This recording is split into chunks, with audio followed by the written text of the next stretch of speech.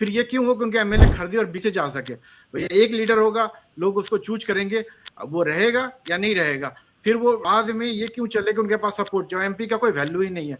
बहुत ऐसे ऐसे नए नए कैंडिडेट्स हैं जो बीजेपी में पहली बार ज्वाइन किए, उनका कोई अस्तित्व नहीं था, सीधा जाके पार्टी में एमएलए बन गए, एमपी बन गए, बहुत हैं। जब लीडर को ही लोग वोट करते हैं, है ना, तो हमारे यहाँ ये फिर एमएलए और एमपी का 5 साल का नाटक क्यों चलता है? जी, मैं आपके बात से बिल्कुल एग्री करूँगा कि 75 साल आज़ादी और जो संविधान लिखने के बाद it's time to relook on that.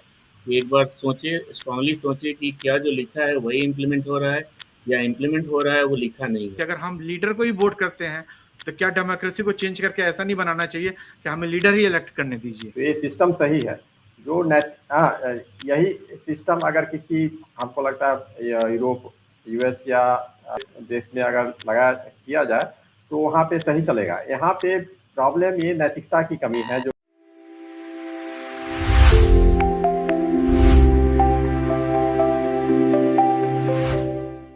Hello दोस्तों, तो आज हम डिस्कस करेंगे इंडिया डेमोक्रेसी, हमारी लोकतंत्र, क्योंकि ये काफ़ी कंफ्यूजिंग है। आपने लास्ट बार इलेक्शन में किसको वोट किया था? लीडर को, that is a prime minister Modi और जस्ट लाइक ए सीएम, और पार्टी को, बीजेपी को, या आपने एमएलए और एमपी को किया था? क्योंकि मुझे लगता है ये हमारी डेमोक्रेसी की सबसे बड़ी दिक्कत है। तो आप कमेंट करके बताइए, आपने कितना परसेंट वोट किया था? जब आपने डिसाइड किया तो कितना परसेंट आपने मोदी जी को देख के वोट किया? मतलब हो सकता है आपके डिसीजन में 40% पोर्शन जो है मोदी जी का हो, 20% बीजेपी का हो, और 20% हो सकता है कि कैंडिडेट का हो। आप कमेंट करके बताइए। और आज हम इसी के बारे में डिस्कस करेंगे।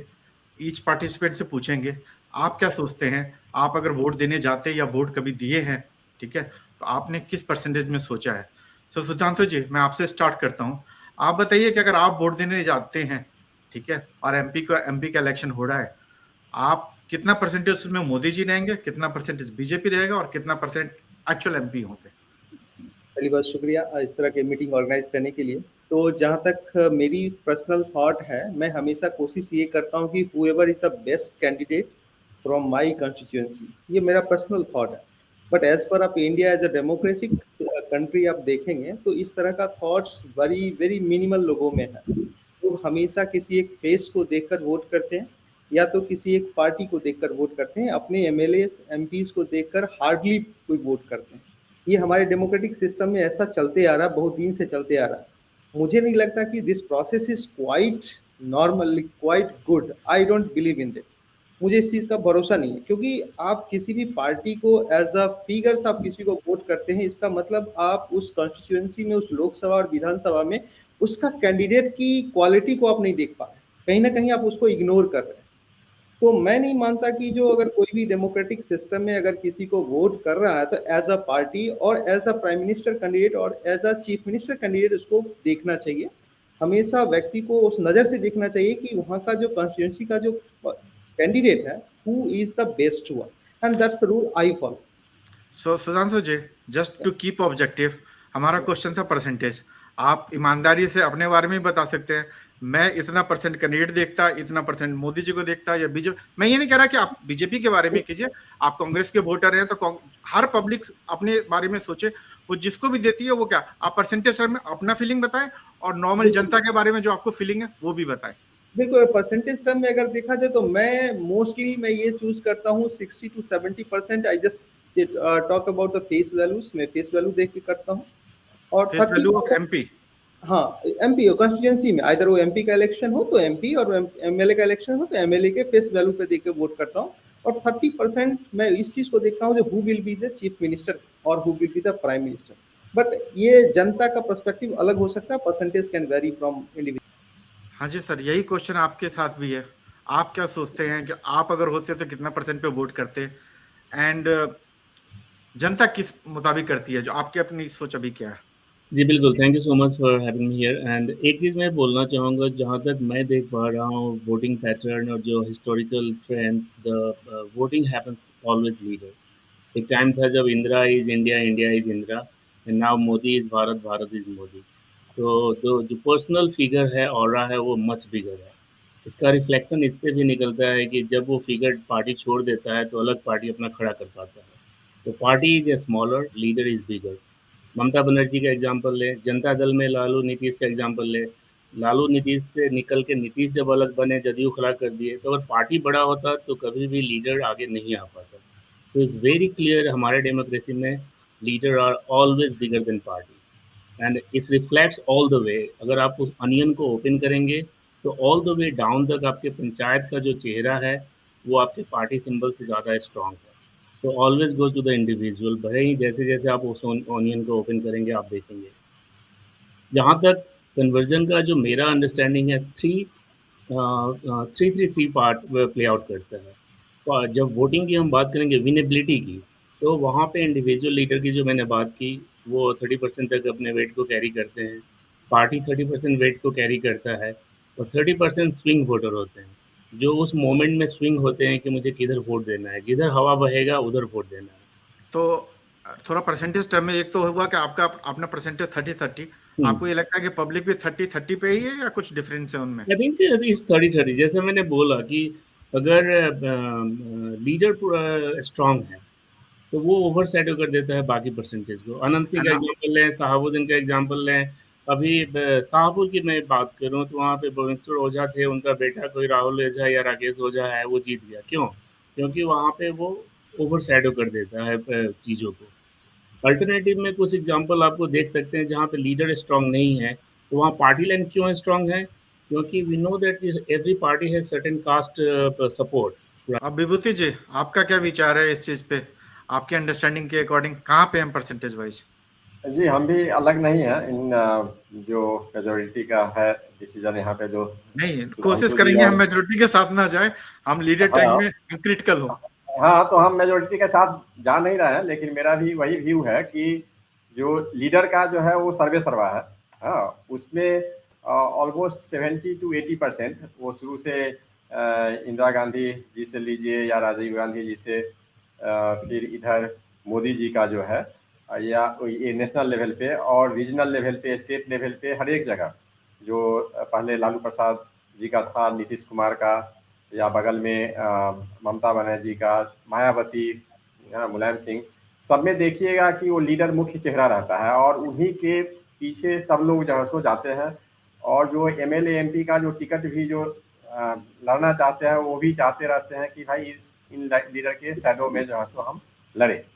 और देखिएगा कि कोई भी एमपी एमएलए का जो कैंडिडेट होता है या कोई भी पार्टी का लीडर होता है, वो जल्दी हिम्मत नहीं करता है अपना व्यू किस एगेंस्ट में रखने के लिए। अगर अभी भी आप देखिएगा कि जैसे भरत भूषण तिवारी का जो इनकाउंटर का केस है, उसमें एक कन्फ्लिक्टिंग है कि एक हाथ में पिस्टल है तो एक अपराधी है और पिछला सामाजिक कार्यकर्ता भी है। तो इसमें जो पार्टी का लीडर, जो टॉप लीडर बोल देते हैं जब, उस स्टेटमेंट को कोई जो है सो कंट्राडिक्ट नहीं करते हैं जब तक फिर टॉप लीडर उसको कंट्राडिक्ट नहीं करते हैं। तो लीडर जो है सो ओवर शैडो कर देता है यहाँ पे, और लोग उसी के पीछे वोट देते हैं। एमपी में, एमएलए में सीएम का जो चेहरा होता है प्राइमरीली, या नहीं तो मान लीजिए कि अभी जो ट्रेंड चला है बीजेपी में खास करके कि सीएम का चेहरा क्लियर नहीं रहता है, तो वहाँ पे लोग पार्टी लाइन पे जाते हैं ये देख करके कि टॉप लीडर जो है सो विल टेक केयर।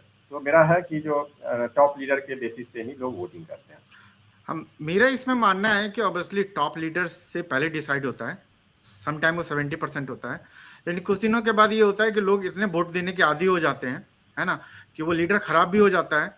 जैसे आप अभी कांग्रेस का एग्जांपल ले सकते हैं, उनके लीडर खराब भी हो गए हैं, वो परफॉर्म नहीं कर पा रहे हैं, लेकिन फिर भी लोग इतने साल से वोट देते जा रहे हैं कि उनके परसेंटेज बढ़ते चले जाते हैं उस पार्टी के वोटर में। तो पहले तो वो लीडर से अट्रैक्ट होते हैं, बट बाद में जब उनको अल्टरनेट लीडर नहीं मिलता है ना, तो पार्टी का सेगमेंट जो है बढ़ता चला जाता है। और विडंबना ये है कि इंडिविजुअल जो हमारा कॉन्स्टिट्यूशन लिखा हुआ है कि हम अपने रिप्रेजेंटेटिव को इलेक्ट करेंगे, उनके परसेंटेज आपने 30 दिया है, कुछ लोगों ने 10% दिया है, 20% दिया, वो कमता जा रहा है।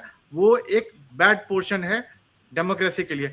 सो मेरा नेक्स्ट क्वेश्चन है, आपको क्या लगता है अगर लोग लीडर को ही वोट करते हैं, ठीक है, तो फिर हम एमपी एमएलए इलेक्ट क्यों, ऐसा क्यों नहीं डेमोक्रेसी बनाए जहां लीडर के पास ही पावर हो? फिर ये क्यों हो कि उनके एमएलए खरीदे और बीचे जा सके?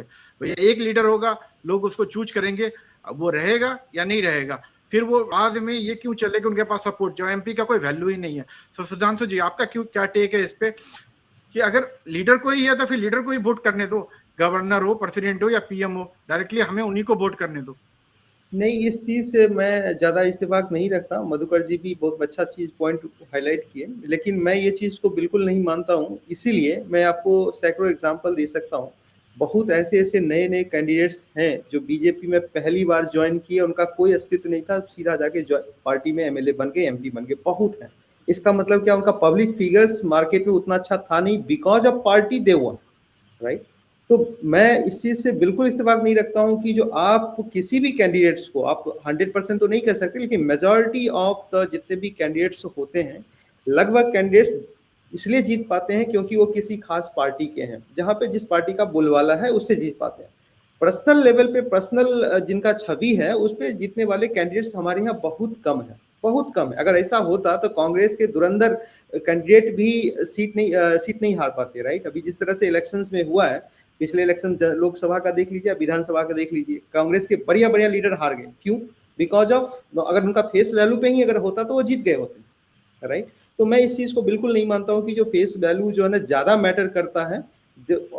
अब लालू का एग्जाम्पल देख लीजिए, लालू ने कितनी बार बोला है जो हमारा ऐसा विधानसभा है जहाँ पे हम कुत्ते के गर्दन में भी अगर हम लालटेन लगा के भेज दें तो वो जीत जाएगा। ऐसा हुआ भी है। सेम हाल आप बीजेपी का देख लीजिए, बहुत सारे ऐसे कॉन्स्टिट्यूएंसी हैं। हमारे जनसुराज पार्टी का एक कैंडिडेट जनसुराज से उठ के बीजेपी में गए, वहां पे जाके जीत गए। तो because of our democratic system, जो हमारा कॉन्स्टिट्यूएंसी में लिखा हुआ है, जो संविधान में लिखा हुआ है कि हमारे यहाँ डायरेक्ट वोटिंग सिस्टम नहीं है, वी ऑलवेज वोट इनडायरेक्टली। तो हम लोग कभी इस तरह से कभी आज तक कभी इलेक्शंस नहीं कर पाए जिस तरह से और सारे कंट्रीज में ऐसा होता है। तो ऐसा नहीं है कि जो हम कर नहीं सकते, बिकॉज ऑफ मेनी एक जस्ट थॉट है। देखिए, मैं पहली बात पे आऊंगा कि पार्टी के कितने वैल्यू है। अभी देख लीजिए, टीएमसी टूट रही है और सभी लीडर क्या बोलते हैं, आपने ममता बनर्जी के नाम पे जीता। जैसे ही ये बात है, इसका मतलब लीडर को ही आप डिसाइड कर रहे हो। हर आदमी यही कहता है कि आप केजरीवाल के नाम पे जीते, राघव चड्ढा आप भाग कैसे गए। तो ये तो बात है कि वेल एक्सेप्टेड है सभी के साथ में कि लीडर के पास है या पार्टी के पास है। लेकिन ये है कि कॉन्स्टिट्यूशन में जो लिखा हुआ, कॉन्स्टिट्यूशन में तो पार्टी भी नहीं लिखा हुआ था, है ना। 30 साल के बाद वो ऐड किया गया। तो वो एक कॉन्टेक्स्ट है कि अगर अभी जो व्यवस्था है और आगे कहाँ जाना है, क्योंकि जिस व्यवस्था में है वही हमारी लाइफ टाइम नहीं रह सकती, राइट। जैसे इवॉल्व करना है उस तरह इवॉल्व करना है। और इसमें मैं बोलूंगा, अभी पिछले लास्ट 10 साल से 12 साल 15 साल से जो पैटर्न चल रहा है, सारे के सारे ऑलमोस्ट जितने भी हमारे एमएलएस या एमपी हैं, सारे के सारे अपॉर्चुनिटीज हो चुके हैं। जब भी वो हार जाते हैं तो किसी दूसरे पार्टी में मूव कर जाते हैं। उनकी पार्टी अगर हार जाती है दूसरे पार्टी में मूव कर जाते हैं। आप पूरा विपक्ष उठा के देख लीजिए, पूरे विपक्ष में जितने भी लोग थे, सबको या तो किसी ईडी के डर से, सीबीआई के डर से, या पर्सनल चॉइस से लोगों ने बीजेपी में जाकर मिल गए।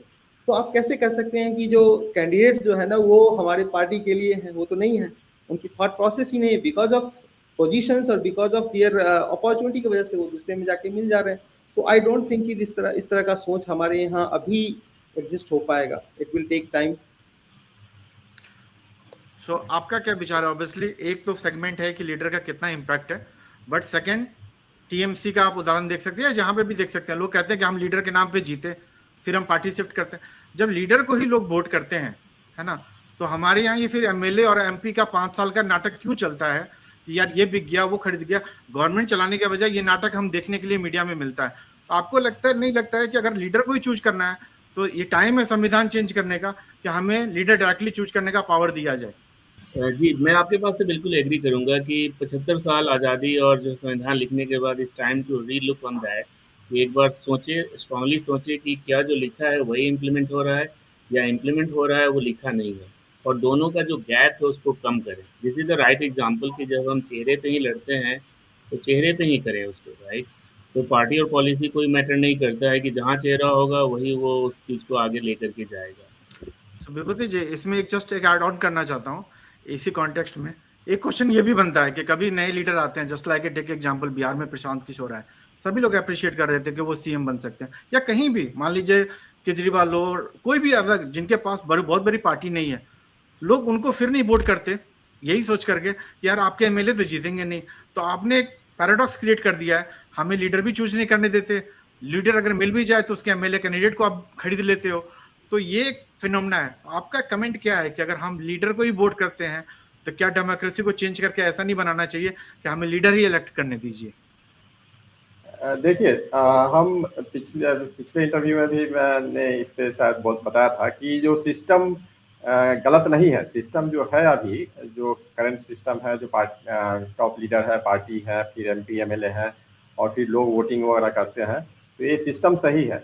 जो यही सिस्टम अगर किसी, हमको लगता है यूरोप, US या दूसरे देश में अगर किया जाए तो वहाँ पे सही चलेगा। यहाँ पे प्रॉब्लम ये नैतिकता की कमी है। जो हाँ, तो ठीक है, मैं इसको नेक्स्ट सेगमेंट में लेके चलता हूँ। देखिए, मेरा ये मानना है कि कुछ तो प्रॉब्लम आदमी में होते हैं कि MLA बिक गए, या कोई ऐसी गवर्नमेंट आ गई जो MLA और MP को इतना थ्रेटन कर रहे हैं कि बेचारे को मूव करना पड़ रहा है, क्योंकि किसी के सर पे भी गन लगा दीजिएगा तो उसको, वो मर जाने के लिए तैयार, वो हर आदमी के बस की बात नहीं होती। तो सिस्टम का काम होता है लोगों को बचाना। अगर वो सिस्टम उस तरह से फंक्शन नहीं करता तो सिस्टम को भी सोचना पड़ेगा कि सिस्टम में क्या गड़बड़ी है। सेकंड पार्ट में चलते हैं कि अगर मान लीजिए कि अगर लीडर को, एक तो है कि लीडर को इलेक्ट करने दिया जाए, पर हमारा अगर कॉन्स्टिट्यूशन पे चलते हैं तो वो कहते हैं कि हमारे को MLA और MP को इलेक्ट करना है। तो फिर लोग क्यों नहीं ये बदलते कि हम भैया सरकार नहीं चूज करते? क्योंकि मैं ये देखा हूं कि जब भी इवन मैं लीडर का भी इंटरव्यू लेता हूं तो वो बात करते हैं सरकार की। सरकार तो है ही नहीं हमारे संविधान में। हमारे संविधान में तो हमारा MLA और MP था, ठीक है, वो आपके रिप्रेजेंटेटिव है, आपको उनको अकाउंटेबल करना था, और उस आदमी को जाके अकाउंटेबल करना था गवर्नमेंट को। तो हमारे ना पार्टी में डेमोक्रेसी है, ना हम MLA और MP को इलेक्ट करते हैं। तो सॉल्यूशन कहाँ है? अगर के अभी के कॉन्स्टिट्यूशन के अकॉर्डिंग, सुधांशु जी, आपको कहाँ लगता है कि पब्लिक तत्काल मूव कर सकती है जिससे कि वो रियल डेमोक्रेसी ला सके?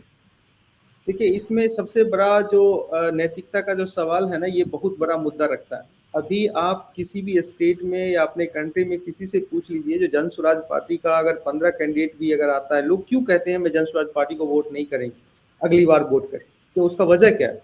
वो लोग ये समझते हैं अगर 4-5 सीट आए या 10 सीट आए या 15 सीट आए, जो भी जीता हुआ कैंडिडेट है वो दूसरे पार्टी में चला जाए। This is the main problem. ये एक जन स्वराज पार्टी की में नहीं है, ये सारे पार्टियां में यही प्रॉब्लम है। अगर 2-4 सीट आते हैं तो वो भाग जाएंगे, राइट? यहाँ पर उससे भी ज्यादा कि भैया हम वोट देके करेंगे क्या, जब प्रशांत किशोर बनेंगे नहीं। नहीं, ऐसा नहीं है, ऐसा नहीं है।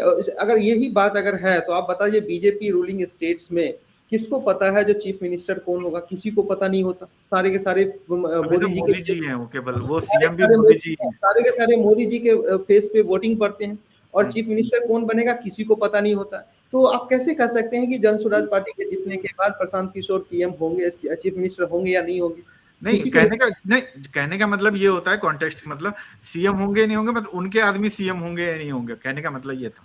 बिल्कुल बिल्कुल। अब this is the main problem कि हमारे यहाँ लोगों को भरोसा नहीं है कि हमारे MLA MP जो है हमारे साथ रहेंगे या नहीं रहेंगे। ये भरोसा है ही नहीं। यहाँ तक सरकार इधर से उधर हो जाते हैं, सरकार पलट जा रही है।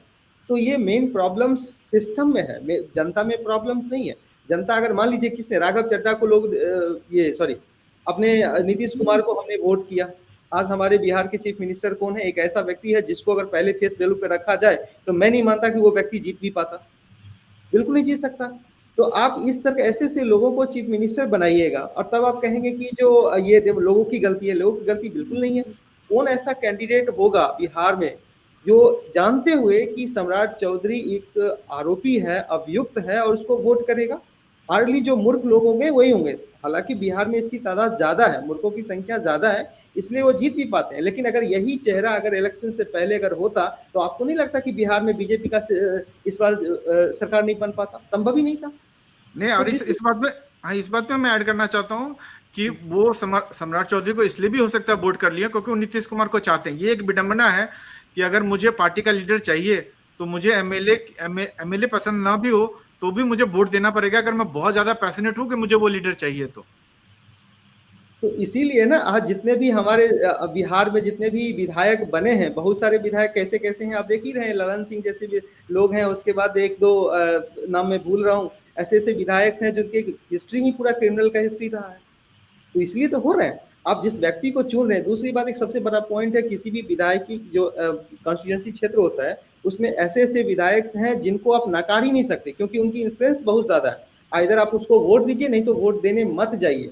This is the situation happens in the Bihar. अब शहाबुद्दीन के समय से ले लीजिए, आज तक भी वही हाल है।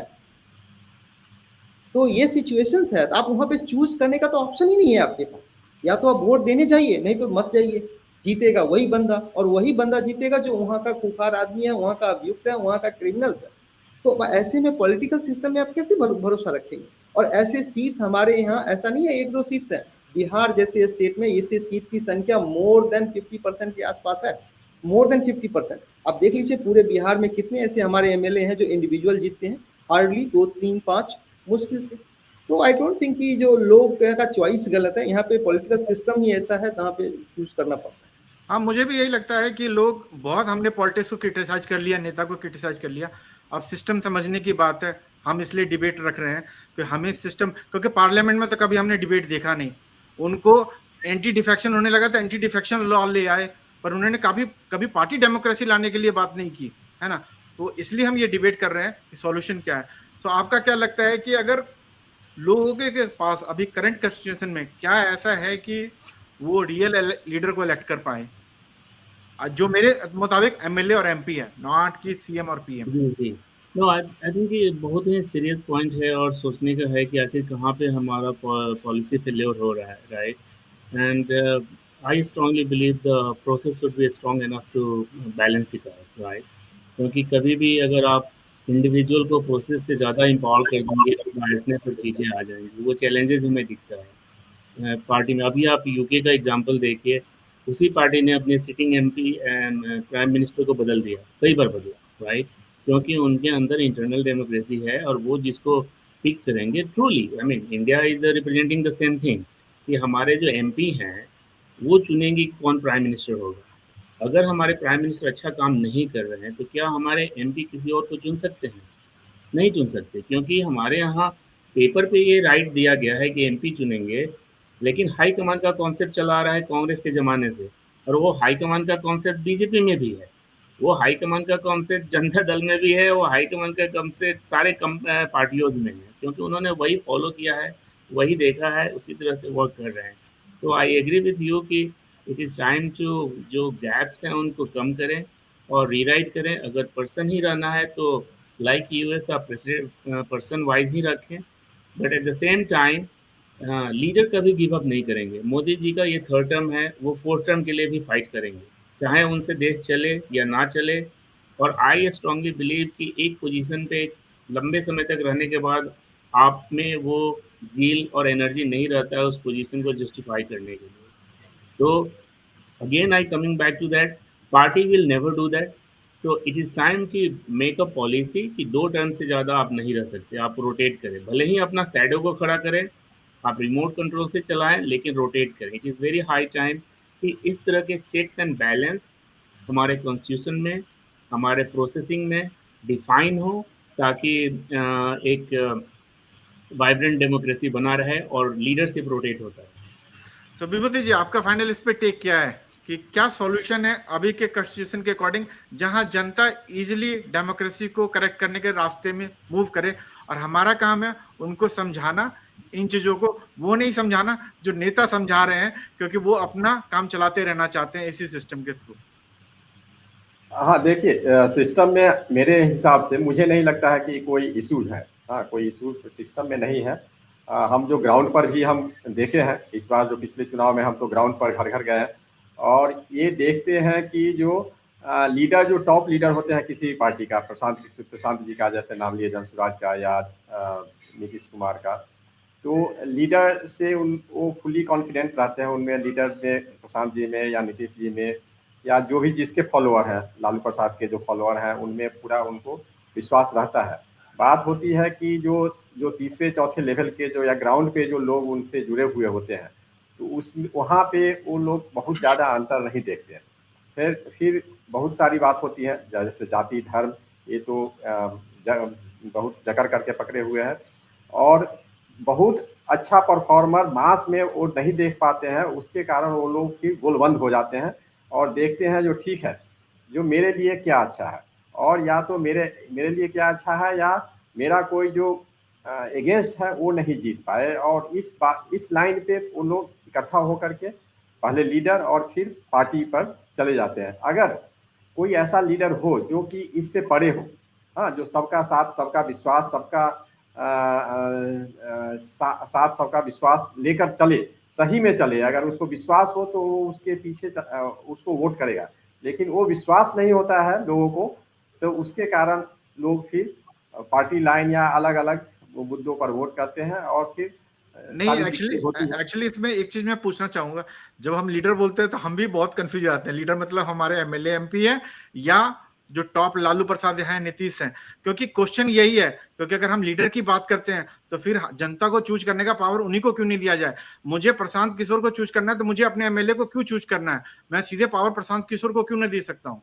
ये एक सिस्टमेटिक प्रॉब्लम आपको नहीं लगता?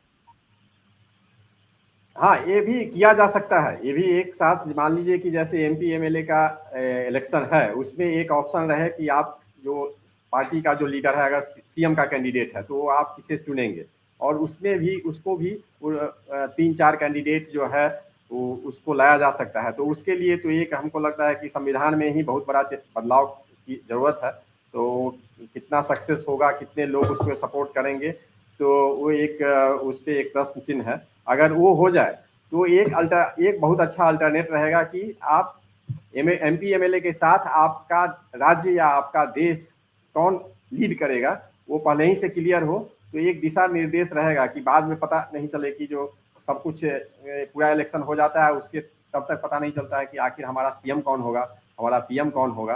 तो ये एक अच्छा ऑप्शन रहेगा। तो सिद्धांत जी, आपका टेक क्या है फाइनल? देखिए, ये टेक अकाउंटेबिलिटी का इशू है हमारे यहाँ। मेनली जो है ना, अकाउंटेबिलिटी का इशू है, रेस्पॉन्सिबिलिटी का इशू है।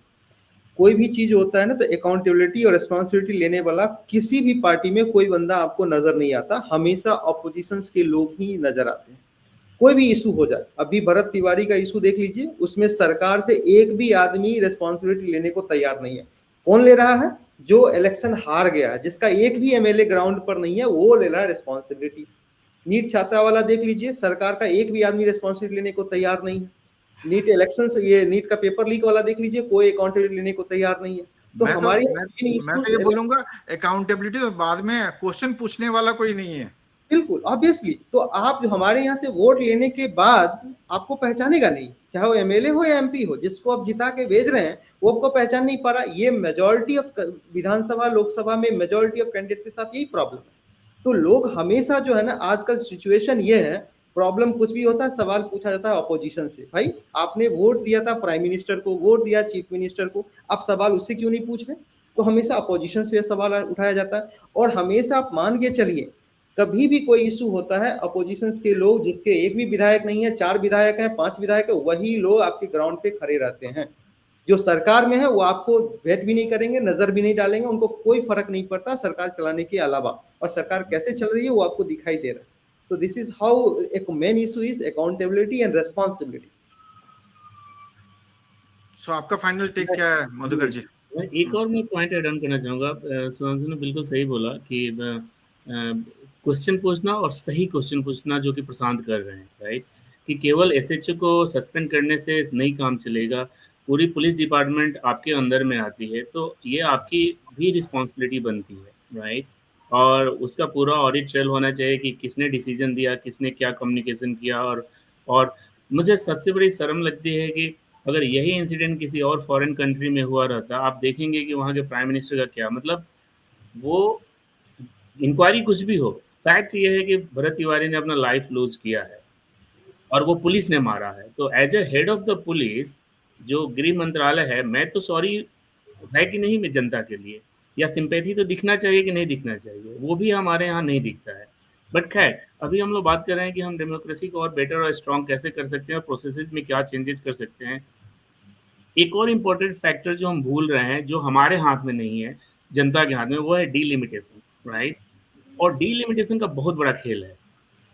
वो खेल आप जब भी, अभी नया बिल फिर आने वाला है, आप देखेंगे क्या डिबेट हो रहा है कि डीलिमिटेशन उन्हीं को हम इस तरह से काट छाट करेंगे कि किसी एक पार्टी को ज़्यादा पावर चला जाएगा, राइट। दे नो दैट कि उनका पार्टी लाइन क्या है। हिंदुत्व पार्टी लाइन है तो मुस्लिम पार्टी लाइन है, तो कौन से क्षेत्र में कितने लोग हैं, तो वो डिलिमिटेशन बिल में वो इस तरह से विधानसभा बनाएंगे ताकि कोई अब चाह करके भी उनके विश के अलावा आप बियॉन्ड नहीं जा सकते, ठीक है। यही बातें हो रही हैं। क्या डिलिमिटेशन में कभी ये पार्टी सोच रही हैं कि नेचुरली जो रिसोर्सेज हैं उस विधानसभा के, जो लोग हैं उनका क्या सोच है, वो नहीं सोच रहे हैं। सारी पार्टियां, कांग्रेस ने भी वही किया था और बीजेपी भी वही कर रहा है, वो पूरे विधानसभा और लोकसभा को इस तरह से बांटना चाहते हैं ताकि पार्टी को ज़्यादा फायदा हो, उनके लीडरशिप को ज़्यादा फायदा हो। भले ही वो विधानसभा के लिए गंगा का पुल ना मिले, एक गंगा के इस पार, एक गंगा के उस पार, वो एक ही विधानसभा में है लेकिन वो एक दूसरे से मिल नहीं सकते। तो I think this is a systematical problem कि जो लोग हैं, और ये हमारे हाथ में नहीं है, that decision goes to the those leaders कि कैसे वो कर रहे हैं, और इन सारे फैक्टर्स का मिला जुला असर है। सो लॉन्ग इन शॉर्ट वही जो सोल्यूशन दिख रहा है, दिस इज 75 ईयर्स के बाद सिस्टम कभी भी प्रो पीपल नहीं रहा है, कभी काम नहीं किया है। So this is high time कि प्रोसेस ओरिएंटेड हो और लीडर्स की लीडर्स का जो शैडो है, ओवर शैडो, वो कम हो, ऐसा प्रोसेस बने, या फिर लीडर्स को ही डायरेक्ट इलेक्ट करने का हम प्रोविजन दें। So I think it is very high time to have the clarity on that. हाँ, मुझे भी यही लगता है कि क्लैरिटी चाहिए, लीडर कौन है ना।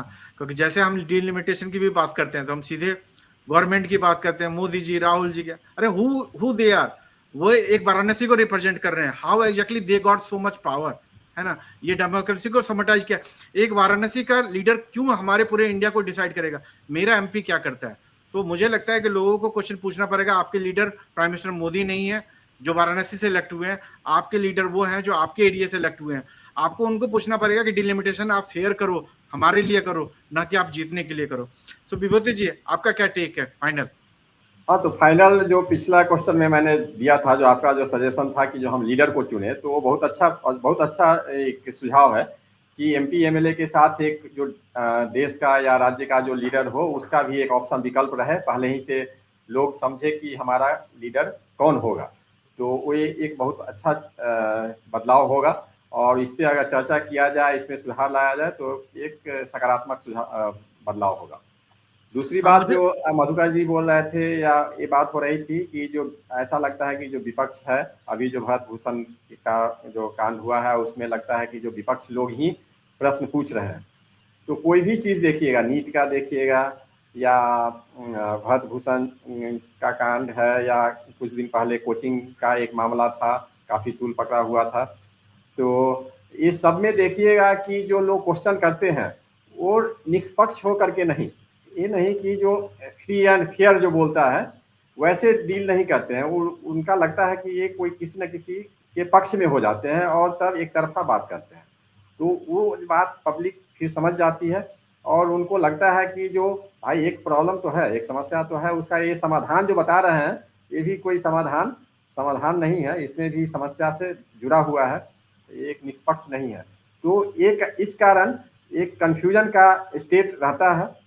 और वही मैं बोला हूँ कि जो नैतिकता की कमी है, कोई भी सिस्टम लाइए, जब तक जो लोग फॉलो करने वाले हैं, जो लोग इम्प्लीमेंट करने वाले हैं, उनके नैतिकता में अगर सुधार नहीं होगा, जो जिस कारण से हो, उनका शैक्षणिक बैकग्राउंड, आर्थिक बैकग्राउंड जिस कारण से हो, उसको जब तक नहीं देखा जाएगा, तब तक जो है सो सिस्टम बदलने से जमीन पर बदलाव नहीं नजर आएगा। तो मेरा एक पॉइंट जस्ट मैं ऐड करूंगा, जिस तरह से हमारे यहाँ नीट की वजह से 18-19 लोगों ने आत्महत्या कर लिया।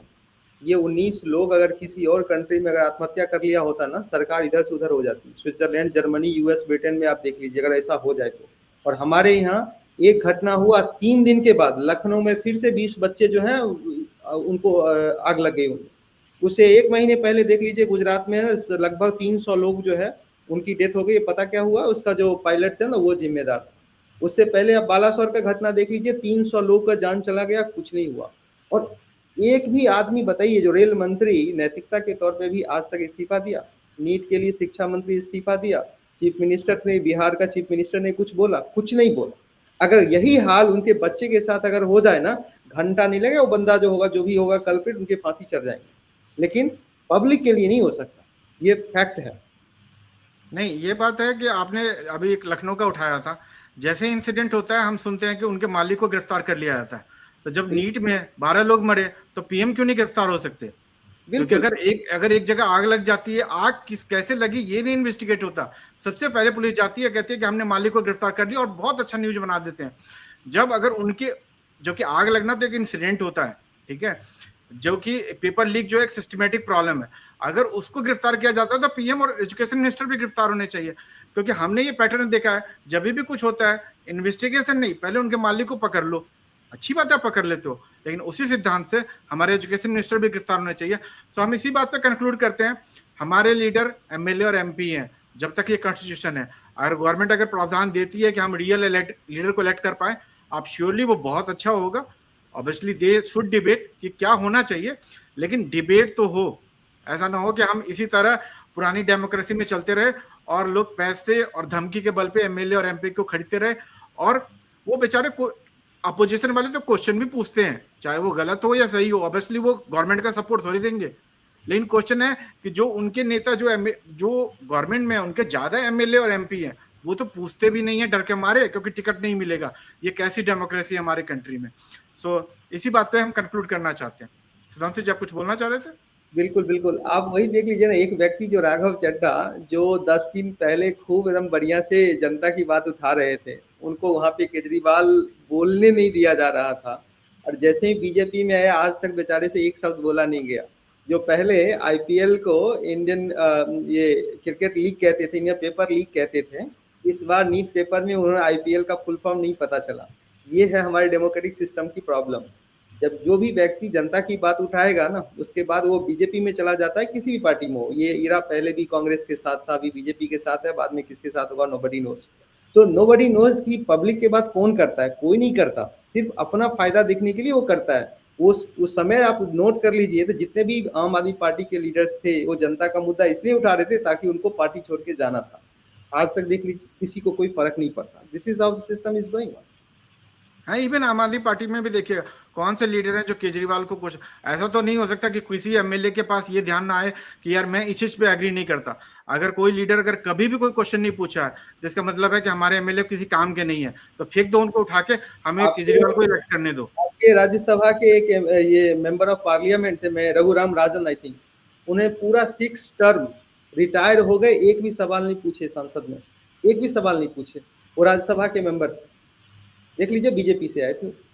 तो ऐसे ऐसे लोग हमारे हैं जो अपर हाउस में, राज्यसभा में ऐसे ऐसे लोग हैं जो सवाल पूछते नहीं है, उनका टर्म खत्म हो जाता, जबकि वो नहीं। और क्या होता है कि ऐसे लोगों को, पब्लिक फिगर को, जिसको फैन फॉलोइंग है कि कोई एक्टिंग अच्छा कर लिया, कोई क्रिकेट अच्छा खेल लिया, कोई मेडल ले आया किसी ओलंपिक वगैरह में, हाँ, युवा, और उसमें देश में एक लहर पैदा हो जाता है, और तब लोग जानते हैं पार्टी उनको टिकट दे देती है, वो जीत भी जाते हैं, फिर एक टर्म रहे, कोई काम नहीं किए, चुपचाप रहे, और फिर वो चले गए। तो ये माहौल है कि हाँ, वो रियल परफॉर्मेंस नहीं देखते हैं, वो देखते हैं कि जो भाई किसी तरह से जीत जाना है, हाँ, जो है सो कुछ वोट ले आए।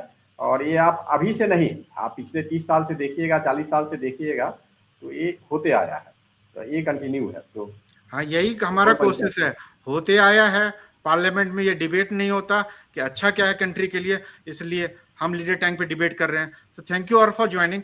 हम ऑब्वियसली मिलते रहेंगे, बट हमारा कोशिश है कि हम इंडिया के डेमोक्रेसी को स्ट्रेंथन करें। जहां जो कॉन्स्टिट्यूशन में लिखा हुआ था, अगर वो काम नहीं कर रहा, तो जिस तरह से पब्लिक चाहती है, कम से कम उस तरह से चेंज किया जाए। Thank you all. Thank you बहुत बहुत शुक्रिया।